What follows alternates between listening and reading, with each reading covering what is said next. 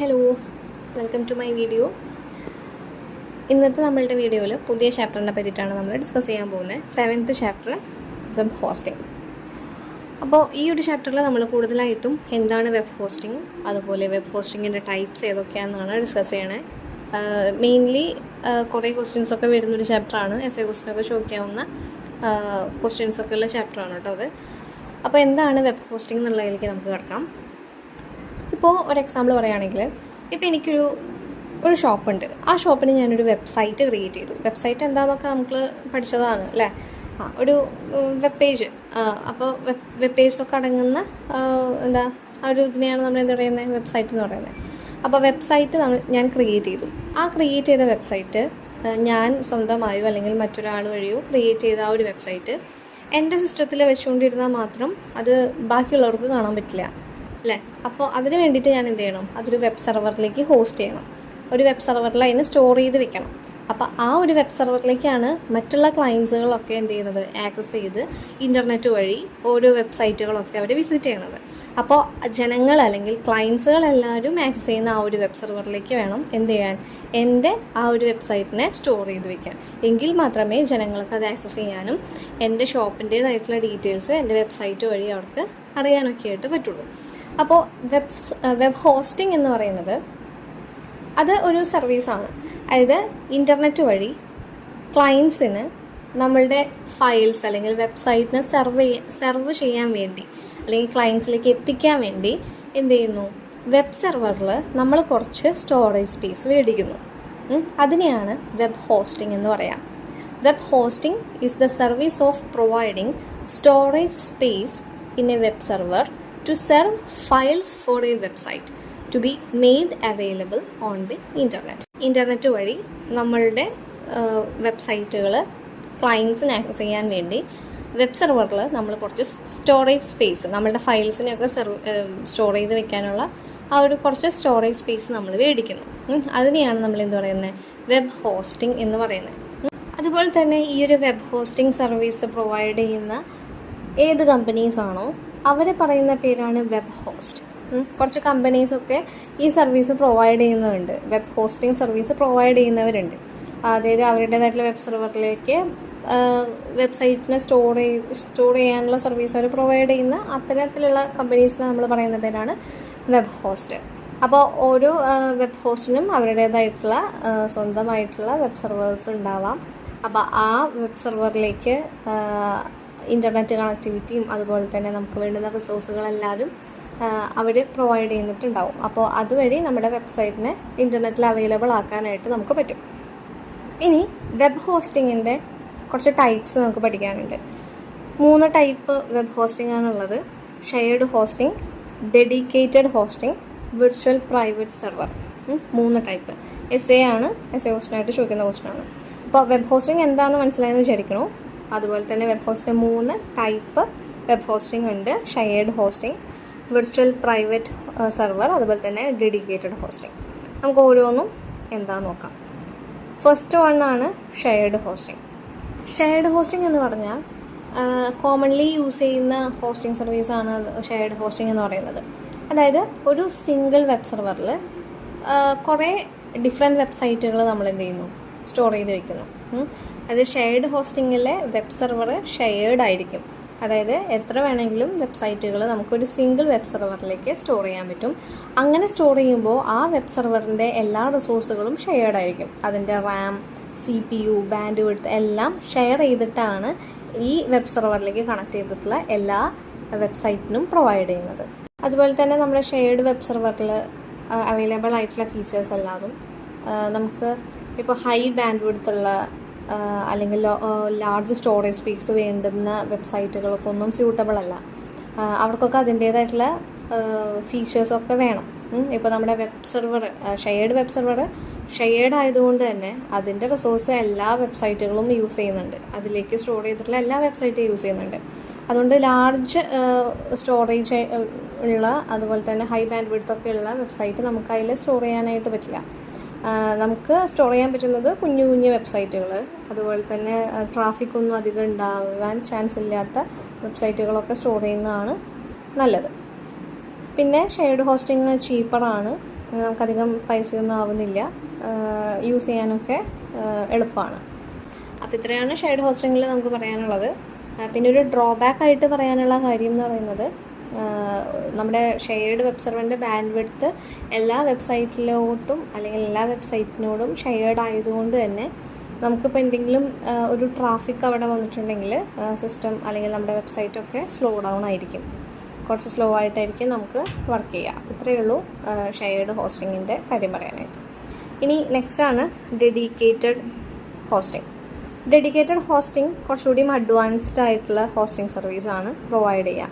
അതായത് ഇപ്പോൾ ഷെയർഡ് ഹോസ്റ്റിങ്ങിൻ്റെ കാര്യം പറഞ്ഞല്ലോ, അവിടെ ഒരു വെബ് സെർവർ കുറേ വെബ്സൈറ്റുകൾ യൂസ് ചെയ്യാണ്, അല്ലെങ്കിൽ ഒരു വെബ് സെർവറിൽ കുറേ വെബ്സൈറ്റുകൾ നമ്മൾ സ്റ്റോർ ചെയ്ത് വെച്ചേക്കാണ്. ഡെഡിക്കേറ്റഡിൽ എന്ന് പറയുമ്പോൾ ഒരു വെബ് സെർവർ നമ്മൾ ലീസിനെടുത്ത് നമ്മളുടേതായിട്ടുള്ള വെബ്സൈറ്റ് മാത്രമേ നമ്മൾ അതിൽ സ്റ്റോർ ചെയ്ത് വെക്കുകയുള്ളൂ.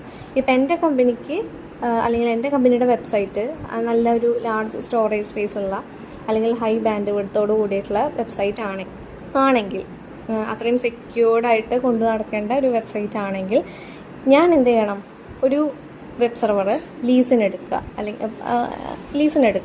ലീസിനെടുത്തിട്ട് എൻ്റെ വെബ്സൈറ്റ് ഞാൻ അതിൽ സ്റ്റോർ ചെയ്ത് വെക്കുകയാണ്. അപ്പോൾ ആ വെബ് സെർവറിൻ്റെ എല്ലാ ഫീച്ചേഴ്സും എൻ്റെ വെബ്സൈറ്റിൽ മാത്രമേ എന്ത് ചെയ്യുന്നുള്ളൂ, കിട്ടുന്നുള്ളൂ, വേറെ ഒന്നും ഷെയർഡായിട്ട് പോകുന്നില്ല. അതുപോലെ തന്നെ നമ്മുടെ വെബ് സെർവർ മറ്റുള്ള ഒരു വെബ്സൈറ്റായിട്ടും ഷെയർഡ് ആയിരിക്കില്ല. കൂടുതലായിട്ടും ഈ ഡെഡിക്കേറ്റഡ് ഹോസ്റ്റിംഗ് യൂസ് ചെയ്യുന്നത് വലിയ ലാർജ് ഓർഗനൈസേഷൻസ്, അതുപോലെ തന്നെ ഗവൺമെൻറ് ഡിപ്പാർട്ട്മെൻറ്റ്സ് ഒക്കെയാണ് കൂടുതലായിട്ടും ഡെഡിക്കേറ്റഡ് ഹോസ്റ്റിംഗ് സർവീസ് യൂസ് ചെയ്യുന്നത്. അതുപോലെ ലാർജ് വിസിറ്റേഴ്സ് വരുന്ന വെബ്സൈറ്റുകളൊക്കെ ആണെന്നുണ്ടെങ്കിൽ ഡെഡിക്കേറ്റഡ് സെർവർ ചൂസ് ചെയ്യാനാണ് നല്ലത്. അതുപോലെ ഡെഡിക്കേറ്റഡ് ഹോസ്റ്റിങ്ങിൽ വെബ് സെർവർ നമ്മൾ ലീസിനെടുക്കുന്നതുകൊണ്ട് തന്നെ നമ്മളുടെ വെബ്സൈറ്റ് മാത്രം അതിൽ സ്റ്റോർ ചെയ്യുന്നതുകൊണ്ട് തന്നെ ഏതൊക്കെ ഹാർഡ്വെയർ, സോഫ്റ്റ്വെയർ, അതുപോലെ തന്നെ ഫുൾ കൺട്രോള്, അതിനുള്ള ഫ്രീഡംസൊക്കെ നമുക്ക് അലോ ചെയ്ത് തരുന്നുണ്ട്.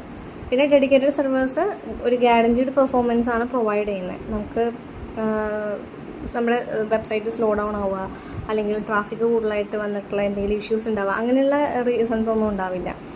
പിന്നെ അതുകൊണ്ട് തന്നെ ഇത്രയും അഡ്വാൻസ്ഡ് ആയിട്ട് നമുക്ക് ആ സർവീസ് പ്രൊവൈഡ് ചെയ്യുന്നതുകൊണ്ട് തന്നെ വെരി എക്സ്പെൻസീവ് ആണ് ഡെഡിക്കേറ്റഡ് ഹോസ്റ്റിംഗ് എന്ന് പറയുന്നത്. അത്രത്തോളം എമൗണ്ട് അതിനാവും. പിന്നെ ഒരു അഡ്വാൻറ്റേജ് എന്ന് പറയുന്നത്, ഇപ്പോൾ വെബ് സെർവർ ഡെഡിക്കേറ്റഡ് ഹോസ്റ്റിങ്ങിൽ വെബ് സെർവർ അത്രയും ഫീച്ചേഴ്സ് നമുക്ക് പ്രൊവൈഡ് ചെയ്യുന്നുണ്ട്, അത്രയും ഹൈ ക്വാളിറ്റിയിലാണ് നമുക്കത് പ്രൊവൈഡ് ചെയ്യുന്നത്. അതുകൊണ്ട് തന്നെ അവിടെ ഹൈ പവർ സപ്ലൈ, നമ്മുടെ വെബ് സെർവറിന് ഹൈ പവർ സപ്ലൈ കൊടുക്കാനും ഇൻ്റർനെറ്റ് കണക്ടിവിറ്റി കൊടുക്കാനും അതിനെ മെയിൻറ്റെയിൻ ചെയ്ത് കൊണ്ടുപോകാനും നമ്മുടെ ഡാറ്റാ സെൻറ്ററിലാണ് നമ്മുടെ വെബ് സെർവേഴ്സിനെ വെച്ചിരിക്കുന്നതെന്നൊക്കെ നമ്മൾ പഠിച്ചതാണ്. അപ്പോൾ ഇത്തരത്തിലുള്ള ഹൈ പവർ സപ്ലൈയും അതുപോലെ തന്നെ ഇൻ്റർനെറ്റ് കണക്ടിവിറ്റിയും കൊടുത്തുകൊണ്ട് ആ ഒരു വെബ് സെർവറിനെ നല്ല രീതിക്ക് അഡ്വാൻസ്ഡ് ആയിട്ട് നമ്മളുടെ ഹോസ്റ്റിംഗ് സർവീസ് പ്രൊവൈഡ് ചെയ്യാനായിട്ട് അവിടുത്തെ എല്ലാ കാര്യങ്ങളും മാനേജ് ചെയ്യാനുള്ള ഒരു ടെക്നിക്കൽ എക്സ്പെർട്ടൈസ് അവിടെ ഉണ്ടാവും. ആ ടീമായിരിക്കും ആ ഒരു വെബ് സെർവറിനെ ഫുള്ളി മാനേജ് ചെയ്യുന്നത്. അതുകൊണ്ട് തന്നെ നമുക്ക് ഒരു രീതിയിലുള്ള ഒരു പോരായ്മയൊന്നും നമുക്ക് അവിടെ വരുന്നില്ല, അവരുടെ സർവീസിൽ അങ്ങനെ സംഭവിക്കാൻ ചാൻസ് ഉണ്ടാവില്ല. അപ്പോൾ ഇതാണ് dedicated hosting.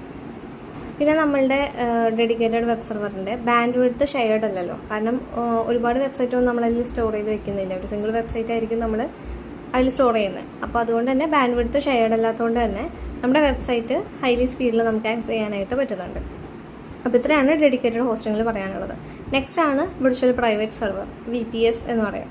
Virtual private server എന്ന് പറയുന്നത് ഒരു ഫിസിക്കൽ സെർവർ തന്നെയാണ്. അതിനെ വിർച്വലി പാർട്ടീഷൻ ചെയ്തുകൊണ്ട് നമ്മളുടെ വെബ്സൈറ്റിന് ഫീച്ചേഴ്സ് പ്രൊവൈഡ് ചെയ്യുക എന്നുള്ളതാണ് VPS ചെയ്യുന്ന കാര്യം. അതായത് ഇപ്പോൾ നമുക്ക് കുറച്ച് വെബ്സൈറ്റുകൾ സ്റ്റോർ ചെയ്യുന്നുണ്ടെങ്കിൽ അതൊരു സിംഗിൾ ഒരു വെബ് സെർവറിലായിരിക്കും നമ്മൾ സ്റ്റോർ ചെയ്യുക.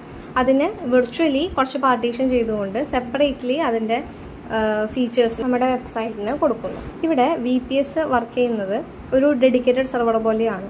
അതായത് പറഞ്ഞല്ലോ, പാർട്ടീഷൻ ചെയ്തുകൊണ്ട് ആ ഒരു സെർവറിനെ പാർട്ടീഷൻ ചെയ്തുകൊണ്ട് സെപ്പറേറ്റ്ലി അതിൻ്റെ റിസോഴ്സസിനെ എന്ത് ചെയ്യുന്നു നമ്മുടെ വെബ്സൈറ്റിന് പ്രൊവൈഡ് ചെയ്യുകയാണ്. അതുകൊണ്ട് തന്നെ VPSന് പറയാനൊരു കാര്യം, ഷെയർഡ് ഹോസ്റ്റിങ്ങിനെ വെച്ച് കമ്പയർ ചെയ്യുമ്പോൾ ഷെയർഡ് ഹോസ്റ്റിങ്ങിനേക്കാളും കുറച്ചുകൂടി അഡ്വാൻസ്ഡ് ആയിട്ട് അല്ലെങ്കിൽ കുറച്ചുകൂടി ഫീച്ചേഴ്സ് കൂടുതലായിട്ട് നമ്മുടെ വെബ്സൈറ്റിന് പ്രൊവൈഡ് ചെയ്യുന്നുണ്ട്. എന്നാൽ ഡെഡിക്കേറ്റഡിനെ വെച്ച് കമ്പയർ ചെയ്യുമ്പോൾ ഡെഡിക്കേറ്റഡ് വെബ് ഹോസ്റ്റിങ്ങിൻ്റെ അത്രയ്ക്കും സർവീസ് കിട്ടുന്നില്ല. അപ്പോൾ ഇതിൻ്റെ രണ്ടെണ്ണത്തിൻ്റെ ഇടയിലായിട്ടുള്ള ഒരു സർവീസാണ് VPS വഴി നമുക്ക് കിട്ടുന്നത്. ഷെയർഡിനേക്കാളും കുറച്ചുകൂടി അഡ്വാൻസ്ഡ് ആയിരിക്കും. എന്നാൽ ഡെഡിക്കേറ്റഡ് സെർവർ പ്രൊവൈഡ് ചെയ്യുന്ന അത്രയും ഫീച്ചേഴ്സ് ഉണ്ടായിരിക്കില്ല. അപ്പോൾ ഇത്രയാണ് നമുക്ക് വെബ് ഹോസ്റ്റിംഗ് സർവീസിൽ പഠിക്കാനുള്ളത്. ഇവിടെ ഒരു പിക്ചറിൽ സെപ്പറേറ്റ് ആയിട്ട് പറയുന്നുണ്ട് എന്താണ് ഷെയർഡ്, VPS, ഡെഡിക്കേറ്റഡ് എന്ന്. ഷെയർഡിൽ ഒരു സിംഗിൾ വെബ് സെർവറിനെ കുറേ വെബ്സൈറ്റുകൾ യൂസ് ചെയ്യുകയാണ്, അല്ലെങ്കിൽ കുറേ വെബ്സൈറ്റുകൾ നമ്മളൊരു സിംഗിൾ വെബ് സെർവറിൽ സ്റ്റോർ ചെയ്യുകയാണ്. ആ ഒരു വെബ് സെർവറിൻ്റെ എല്ലാ ഫീച്ചേഴ്സും ഷെയർഡ് ആയിട്ടായിരിക്കും എല്ലാ വെബ്സൈറ്റിനും കിട്ടുക. കുഞ്ഞു വെബ്സൈറ്റുകൾ മാത്രമേ നമുക്ക് സ്റ്റോർ ചെയ്യാൻ പറ്റുന്നുള്ളൂ. അധികം ട്രാഫിക്കൊന്നും ഇല്ലാത്ത ചെറിയ വെബ്സൈറ്റുകൾ സ്റ്റോർ ചെയ്യാം. കൂടുതൽ സ്റ്റോറേജ് സ്പേസ് വരുന്ന, അല്ലെങ്കിൽ കൂടുതൽ ബാൻഡ് വിഡ്ത്ത് ഉള്ള, അല്ലെങ്കിൽ കൂടുതൽ ട്രാഫിക് വരാനുള്ള ചാൻസ് ഉള്ള വെബ്സൈറ്റ് ഒന്നും നമുക്ക് ഷെയർഡിൽ യൂസ് ചെയ്യാനായിട്ട് പറ്റില്ല. അപ്പോൾ ഇത്രയാണ് ഷെയർഡ്. ചീപ്പറാണ്, യൂസ് ചെയ്യാനായിട്ടൊക്കെ എളുപ്പമാണ്. അപ്പോൾ ഇത്രയാണ് ഷെയർഡ്. ഇനി VPS ഇവിടെ തന്നിട്ടുണ്ട്. VPSൽ പറയുന്നുണ്ട് നമ്മൾ എന്ത് ചെയ്യുന്നു, ഒരു സിംഗിൾ വെബ് സെർവറിനെ പാർട്ടീഷൻ ചെയ്തുകൊണ്ട് സെപ്പറേറ്റ്ലി ഓരോ വെബ്സൈറ്റിലേക്കും അതിൻ്റെ ഫീച്ചേഴ്സിനെ നമ്മൾ കൊടുക്കുകയാണ്, അല്ലെങ്കിൽ അതിന് പ്രൊവൈഡ് ചെയ്യണം. ഡെഡിക്കേറ്റഡിൽ ഒരു സിംഗിൾ വെബ് സെർവർ നമ്മുടെ വെബ്സൈറ്റ് മാത്രമേ യൂസ് ചെയ്യുന്നുള്ളൂ. അതിൻ്റെ എല്ലാ ഫീച്ചേഴ്സും നമുക്ക് അവൈലബിൾ ആയിരിക്കും. അതുകൊണ്ട് തന്നെ എക്സ്പെൻസീവാണ്. അപ്പോൾ ഇത്രയാണ് നമ്മുടെ വെബ് ഹോസ്റ്റിംഗ് സർവീസിൽ നമുക്ക് പറയാനുള്ളത്. നെക്സ്റ്റ് ഒരു കുഞ്ഞു ടോപ്പിക് എന്ന് പറയുന്നത് ബൈയിങ് ഹോസ്റ്റിംഗ് സ്പേസ്. ഇപ്പോൾ നമ്മളുടെ ഒരു വെബ്സൈറ്റ് നമ്മൾ ഡെവലപ്പ് ചെയ്ത് കഴിഞ്ഞിട്ട് നമ്മുടെ കമ്പ്യൂട്ടറിൽ ഉണ്ട്. ആ ഒരു കമ്പ്യൂട്ടറിൽ സ്റ്റോർ ചെയ്ത് വെച്ചിട്ടുള്ള നമ്മുടെ ആ ഒരു വെബ്സൈറ്റിനെ നമുക്ക് എന്ത് ചെയ്യണം, ഇൻ്റർനെറ്റിൽ അവൈലബിൾ ആക്കണമെങ്കിൽ നമ്മൾ എന്ത് ചെയ്യണം, ഹോസ്റ്റ് ചെയ്യണം. ഒരു വെബ് സെർവറിലേക്ക് അതിനെ ഹോസ്റ്റ് ചെയ്ത് കൊടുക്കണം. അങ്ങനെ ഹോസ്റ്റ് ചെയ്തതിന് ശേഷം നമുക്ക് സ്റ്റോറേജ് സ്പേസിനെ മേടിക്കാൻ പറ്റും. ഇപ്പോൾ നമ്മുടെ വെബ്സൈറ്റിൽ കുറച്ചുകൂടിയും സ്റ്റോറേജ് വേണം, കുറച്ചുകൂടി എമൗണ്ട് ഓഫ് സ്പേസ് വേണം എന്നുണ്ടെങ്കിൽ നമുക്ക് അതിനനുസരിച്ചിട്ടുള്ള പർച്ചേസിങ് ചെയ്യാൻ പറ്റും. അതായത് ഇപ്പോൾ നമ്മളൊരു വെബ്സൈറ്റ് ഹോസ്റ്റ് ചെയ്യുന്ന സമയത്ത് നമുക്ക് കാണാനായിട്ട് പറ്റും, ഓരോരോ പാക്കേജ് ആയിട്ടായിരിക്കും. ആ ഒരു പാക്കേജിൽ സ്പേസിന് വേണ്ടിയിട്ട്, അല്ലെങ്കിൽ കൂടുതൽ ടെക്നിക്കലി എന്തെങ്കിലും കാര്യങ്ങൾ വേണമെന്നുണ്ടെങ്കിൽ ആ കുറച്ചുകൂടിയും കാര്യങ്ങളൊക്കെ പറഞ്ഞിട്ടുള്ള, അല്ലെങ്കിൽ എത്ര നാളത്തേക്ക് എന്നൊക്കെ പറഞ്ഞിട്ടുള്ള പാക്കേജസ് നമുക്ക് കാണാനായിട്ട് പറ്റും. അപ്പോൾ അത് ചൂസ് ചെയ്തുകൊണ്ട് നമുക്ക് എന്ത് ചെയ്യാം, നമ്മളുടെ വെബ്സൈറ്റിനെ നമുക്ക് ഹോസ്റ്റ് ചെയ്യാനായിട്ട് പറ്റാവുന്നതാണ്. ഇനി നെക്സ്റ്റ് പറയാനുള്ളത് domain name registration. Domain name എന്താണെന്നൊക്കെ നമ്മൾ പഠിച്ചതാണ്. ഡൊമൈൻ നെയിം രജിസ്ട്രേഷൻ എന്ന് പറയുന്നത് നമ്മളുടെ വെബ്സൈറ്റ് ഇപ്പോൾ ഇൻ്റർനെറ്റിൽ അവൈലബിൾ ആക്കുമ്പോൾ, അതായത് ഹോസ്റ്റ് ചെയ്യുമ്പോൾ നമ്മുടെ വെബ്സൈറ്റിനെ എല്ലാവർക്കും ആക്സസ് ചെയ്യാനായിട്ട് പറ്റും അല്ലേ. അങ്ങനെ പറ്റുമ്പോൾ നമുക്ക് എന്ത് ചെയ്യണം, നമ്മളുടെ വെബ്സൈറ്റിന് ഒരു യുണീക്ക് ആയിട്ടുള്ളൊരു പേര് നമുക്ക് കൊടുക്കേണ്ട ആവശ്യമുണ്ട്. അപ്പോൾ ഡൊമൈൻ നെയിംസ് എന്ന് പറയുന്നത് എന്താ, നമ്മുടെ വെബ്സൈറ്റിനെ ഇൻ്റർനെറ്റിൽ ഐഡൻറ്റിഫൈ ചെയ്യാനായിട്ട് യൂസ് ചെയ്യുന്ന പേരാണ്. URL എന്ന് പറയും. അപ്പോൾ ആ URLൻ്റെ കൂടെ വരുന്ന .org, അതുപോലെ തന്നെ .info, .com, .net എന്നൊക്കെ പറഞ്ഞിട്ട് നമ്മൾ ഓരോ വെബ്സൈറ്റിൻ്റെ പിന്നാലെ എഴുതുന്നുണ്ടല്ലോ. ആ ഒരു പേര് നമ്മൾ പർച്ചേസ് ചെയ്തെടുക്കേണ്ട ആവശ്യമുണ്ട്. അപ്പോൾ അതിനെയാണ് ഡൊമൈൻ നെയിം രജിസ്ട്രേഷൻ എന്ന് പറയുന്നത്. അപ്പോൾ ഇന്നത്തെ വീഡിയോയിൽ നമ്മൾ ഇത്രയാണ് ഡിസ്കസ് ചെയ്യുന്നത്. നെക്സ്റ്റ് വീഡിയോയിൽ ഈ ചാപ്റ്ററിൻ്റെ ബാക്കി കാര്യങ്ങൾ നമുക്ക് നോക്കാം.